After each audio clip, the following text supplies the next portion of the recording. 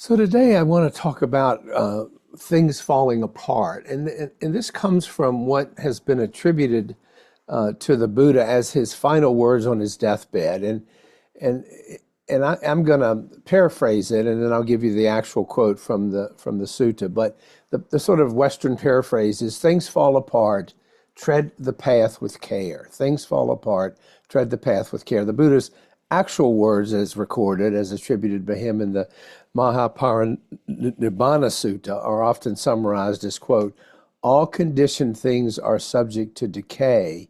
Strive on with diligence. All conditioned things are subject to decay. Strive on with diligence." And these words, allegedly spoken at the threshold of his death, really carry wisdom, and it was sort of the legacy that he was leaving his Sangha, his monks and nuns.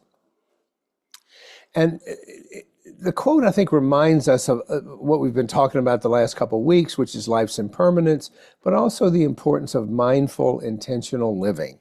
So I want to explore that a little more in depth this morning. We'll look at how this quote or these final words can be applied practically in daily life so that we walk this path of waking up with greater care and diligence. The first part of the statement, "all conditioned things are subject to decay," of course, points to his central teaching on impermanence, which, as I said, we've been spending some time on recently. Everything in the world, as we've talked about, our bodies, our possessions, our relationships, our most cherished experiences, are transient and subject to change. And as I said on the other day, this truth is not meant to invoke despair, but it's to encourage us to see reality as it is without clinging or resistance. Okay, so it's not meant to make us depressed. It's meant to wake us up to see reality as it is, because understanding impermanence allows us to live with greater wisdom. Just by embracing impermanence, we're already showing greater wisdom and freedom, as we talked about recently. Practically speaking, recognizing impermanence helps us navigate the ups and downs of life with greater equanimity. We learn to expect constant flux, not dread it. We learn to expect that it's going to happen. We learn not to expect stability, because that's not happening, but to expect flux.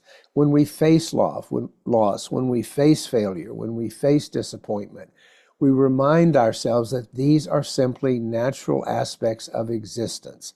They are not permanent states. They're not the universe punishing us. They're not some mystery. It's just part of the journey. Similarly, when we experience joy, when we experience success, when we experience satisfaction, we learn not to cling to it. Yes, we enjoy it in the moment. We appreciate it. We celebrate it. But we know that this too is fleeting. These two are fleeting. So and what this sets us up for, when a relationship ends or we lose a job, rather than being consumed by grief or bitterness, which temporarily we will, we reflect on the nature of change and we focus our attention on accepting this new reality. We shift from sort of wallowing in self-pity to saying, oh, this is what it is now. This is my new reality. Now, this doesn't mean I suppress the emotions that I'm having. Of course, I allow them to arise, but I also allow them to pass away. I don't wallow in them. I don't cling to them. I don't let the emotional response, the reactivity define me. I just let it do its thing and pass and go away. In modern life, in our modern lives, where we're bombarded by pressure to hold on to youth, to hold on to wealth, to hold on to status, to achieve new milestones, the Buddha's teaching on impermanence in his final words attributed to him on his deathbed offers a counterbalance. It encourages us to let go of the illusion of permanence, the illusion of permanence. It asks us to cultivate gratitude for this present moment because we know it will not last. I am grateful that I was able to get out of bed this morning and feel better, but I know that it will not last. I'm going to feel bad again, or time will march on. So that's the first part of the quote. The second part of the Buddha's final words, "strive on with diligence," is an exhortation to walk the spiritual path with mindful effort. This path to liberation is not a passive process. It is one of active engagement. It requires self-discipline. It requires persistence. It requires setting intentions. The Buddha emphasized the key role of personal responsibility in cultivating ethical conduct, in seeking mental clarity, and cultivating wisdom. No one else can walk this path for us. Yes, we come together as a community, but each of us has to take ownership of our own journey. Practically speaking, treading the path with care means living mindfully and intentionally in every moment, or at least striving to do that. It means paying attention to our thoughts, to our words, to our actions, and ensuring that they align with the principles of kindness, compassion, and non-harming, that ethical foundation that is so important to our path. For instance, when we interact with others, we pause before speaking to consider whether our words are truthful, whether they're helpful, whether they're spoken with good intention. And when we're faced with difficult situations, we have agency here. We can choose to respond with patience and understanding rather than reactivity out of anger or fear. Both of these examples in the quote point to the development of what we psychologists call emotional resilience or emotional balance. It means we just go through life pretty steady, not getting knocked off, not letting the prevailing winds blow us over. Diligence means consistently engaging in practices that support our spiritual growth, such as meditation, cultivation of wisdom, mindfulness, ethical living, all the things we revisit here every week. Even small daily actions can accumulate over time and create profound transformation. For example, setting aside a few minutes each morning to meditate, to reflect on our intentions for the day, to go through things for which we're grateful, can help us stay grounded and focused. It sets the tone for the day. Some years ago, I started doing a morning gratitude practice, and it really does kind of wake me up, get me oriented, at least initially, until something knocks me down. But practicing gratitude for the simple things in life, my breakfast meal, a kind word, a moment of quiet, my dogs, the beautiful day, can deepen our sense of connection and contentment. While the Buddha's final words emphasize the need for effort, they also remind us to tread the path with care, to strive on, as he said, with diligence, which suggests a balance between striving and acceptance.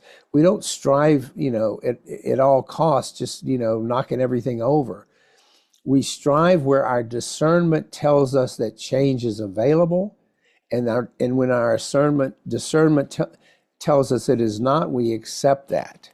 We set our striving aside. Because in pursuit of our own growth, it's important that we not become overly rigid, overly self-critical, create new stories about, why we're succeeding or not.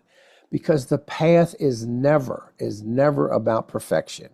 It is only about incremental progress.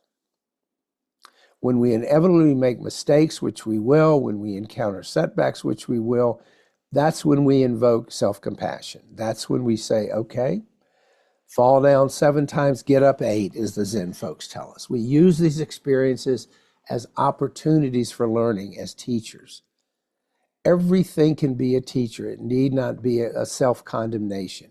When we find ourselves struggling with a particular habit, with a particular story, with a particular emotion, we approach it with curiosity. We approach it with patience, not with frustration and self-criticism. We treat these moments as teachers. Life hands us opportunities every day to experience as teachers. Instead of labeling ourselves as I'm bad or I'm a failure and I can't do anything right, we recognize that growth is a gradual process. It requires effort, but it also requires grace. When we hold ourselves with kindness and compassion, that creates the fertile ground for genuine transformation. Never has harsh self-judgment been a path to greater emotional freedom. Never. In this fast-paced, crazy, uncertain world in which we live, I think these final words attributed to the Buddha really offer a guide for living meaningfully. So just to review a few practical ways to embody the wisdom of that quote. What we've been talking about the last 2 weeks, embrace impermanence. Make it a daily practice to reflect on the transient nature of life. And this could be something as simple as noticing the changing seasons, appreciating the beauty of a flower that will soon wither, acknowledging the preciousness of a moment with a loved one that's already passed. Anything that helps remind us of the transient nature of life. That helps us embrace impermanence. Next, we can simplify and let go or let be. Recognize what is truly important, let go of all the unnecessary stuff, all the unnecessary worries, all the attachment to unimportant outcomes. Whether it's decluttering our space, letting go of grudges, stepping away from toxic relationships, letting go creates space for peace and clarity. It gets the noise out of the way. It helps us have time to reflect on what matters. And then, of course, we have cultivating mindfulness. Practice being fully present in whatever we do. As Thich Nhat Hanh used to say, when you wash dishes, only wash dishes.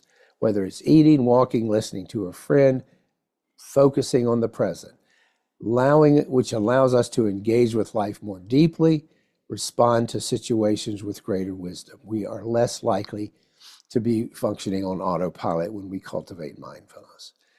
Commit to ethical living. Reflect on how our actions impact others. Strive to live in alignment with our values, such as compassion, honesty, generosity, all the paramis, all the virtues that the Buddha taught. Those become our ethical guidepost. Even small acts of kindness, helping a neighbor, opening a door, offering a kind word, can have a ripple effect. We don't know the impact of that, and it costs us nothing to engage in small acts of kindness. And then back to the Buddha's quote about diligence. Be diligent but gentle, by which I mean we set realistic goals for our spiritual path. We celebrate small victories along the way, but we remember that the path is a lifelong journey. We never, ever reach the destination. Every step matters. It is the path along the way that matters, not the final destination.